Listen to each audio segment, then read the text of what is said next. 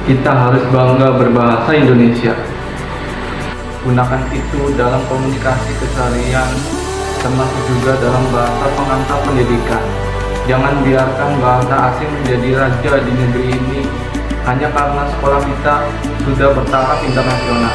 Belajar bahasa asing sangat penting untuk membuka jendela ilmu dan dunia. Namun menggunakan bahasa Indonesia jauh lebih penting dalam menyebarkan ilmu agar dunia tahu bahwa bangsa ini adalah bangsa yang besar, bangsa yang dikenal oleh seluruh dunia. Mereka akan berbondong-bondong belajar bahasa Indonesia. Bahasa Indonesia adalah jati diri bangsa.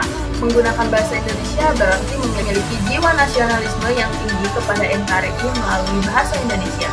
Penggunaan bahasa Indonesia harus dilakukan gerakan secara nasional karena dengan bahasa Indonesia telah memperkokoh persatuan dan kesatuan bangsa Indonesia.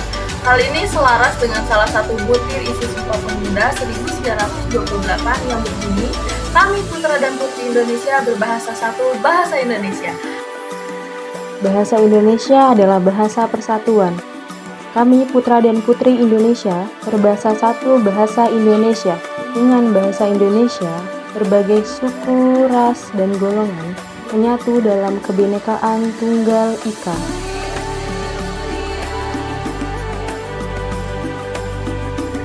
Bersatulah negeriku, bangsaku, dan seluruh rakyat Indonesia. Kuatkan jiwa nasionalisme dan satukan semangatmu untuk membangun dan menyatukan NKRI melalui bahasa Indonesia.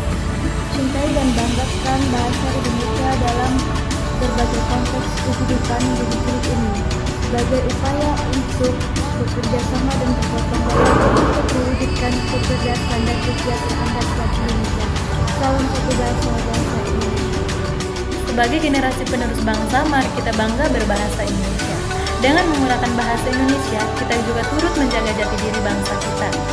Kita juga harus melestarikan kekayaan tak ternilai dari bangsa kita, yaitu berbahasa Indonesia.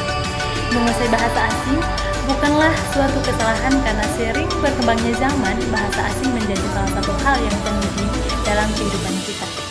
Akan tetapi, kewajiban kita untuk mengutamakan bahasa Indonesia tetap harus kita laksanakan.